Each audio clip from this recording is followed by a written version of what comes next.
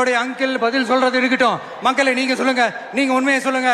செய்வோம் செய்வோம் செய்வோம் செய்வோம்னு சொன்னாங்களே, சொன்னதெல்லாம் செஞ்சாங்களா? உங்களை தான் கேட்கிறேன், சொன்னதெல்லாம் செஞ்சாங்களா? சத்தமா சத்தமா மை டியர் அங்கிள், கேக்குதா? மக்களோட சத்தம் கேக்குதா? இது வெறும் சாதாரணமான முழக்கம் தான்.